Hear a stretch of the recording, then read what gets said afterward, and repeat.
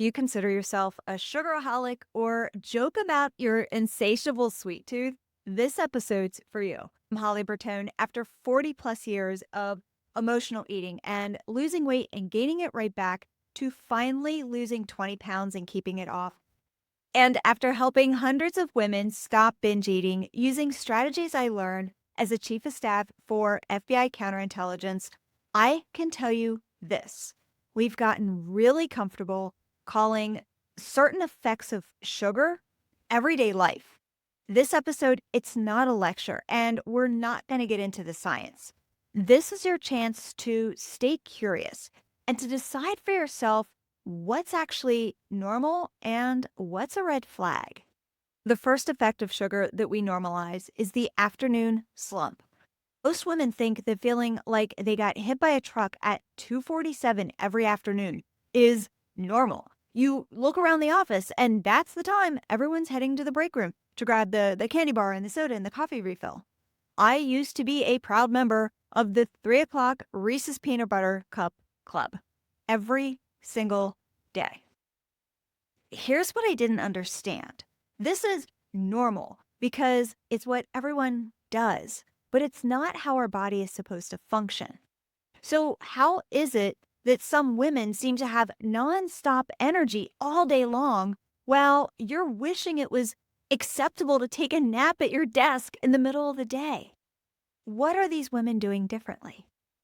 The second effect of sugar we normalize is blaming stress, hormones, or perimenopause.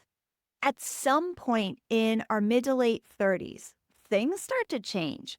It's more frequent and unpredictable mood swings. It's forgetting things. It's the increased anxiety, our hair falling out, waking up at 2 a.m., not being able to go back to sleep.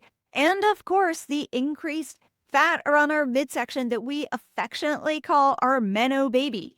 We blame it on the stress of juggling a career and family and aging parents. We blame it on perimenopause and changing our hormones. And yes, they are contributing factors.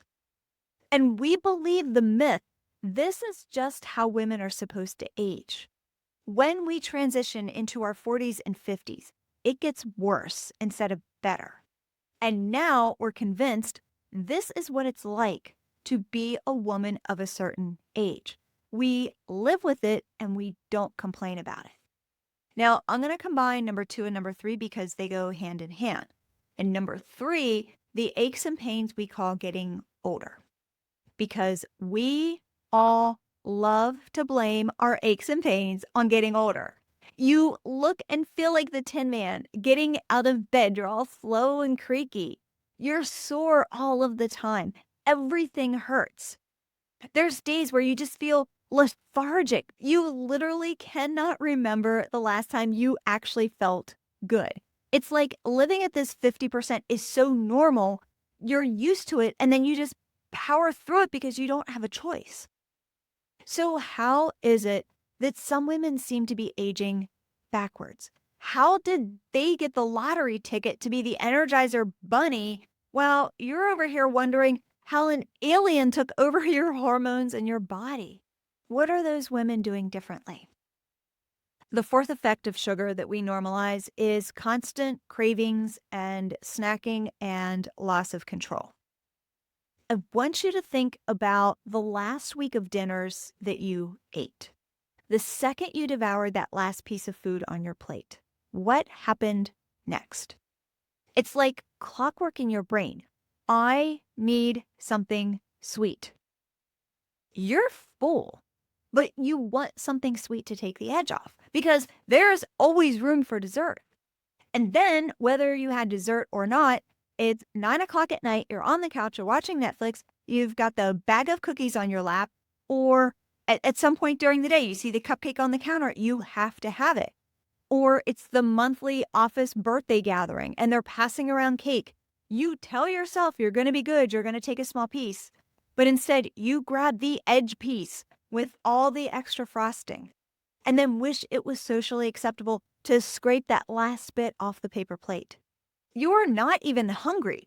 It's like this obsession to reach for the treats, and you convince yourself, oh, I just have a sweet tooth. I've always been like that. And you wonder, How can some women take one bite and put the fork down while you're over here inhaling every last bite like it's the last time you were ever going to eat? And you say to yourself, why can't I just eat like a normal person? By the way, if you're getting value out of this video, hit that thumbs up and subscribe button. The fifth and final effect of sugar that we normalize is if it was so bad, the government would tell us. We are supposed to have faith that institutions that are designed to protect us actually protect us. That if there was an ingredient that was harmful to our health, the government wouldn't allow it in our food.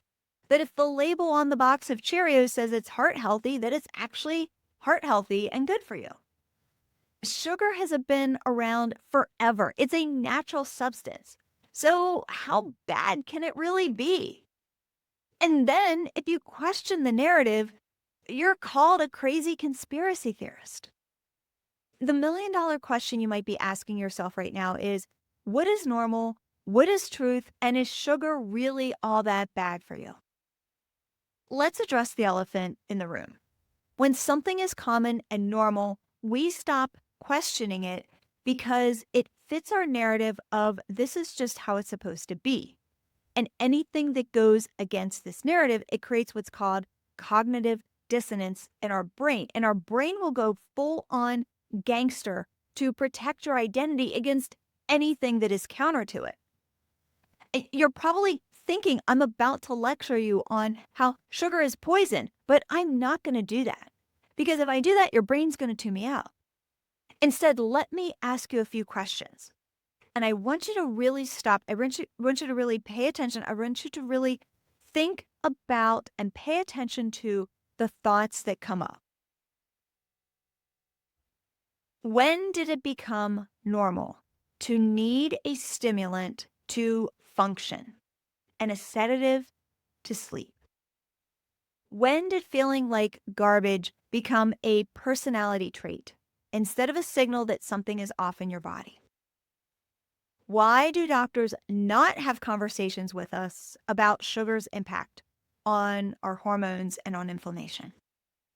And why is it that every time you try to quit sugar, the cravings are so overwhelming that it never lasts?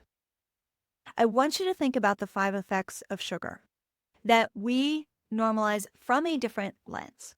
The afternoon slump, blaming stress hormones and perimenopause, aches and pains of getting older, constant craving, snacking, and loss of control. And then if it was really so bad, the government would tell us. Those are the 5. Instead of calling these normal, I want you to give it the if this was new test. And what I mean by that, let's say everything in your life was completely optimal. It was as good as it can be. But then all of a sudden, one day, out of the blue, you woke up and you felt like you got hit by a train. Or you went from having sustained energy all day long to now suddenly needing a nap in the afternoon. And the only thing keeping you awake is a Reese's cup and a Diet Coke. If you went from 100 miles an hour to 20 miles an hour overnight, would you call that normal? Or would you call that a red flag? The problem isn't so much the sugar. It's that we've normalized and accepted what it does to us. And the good news is that this can be changed.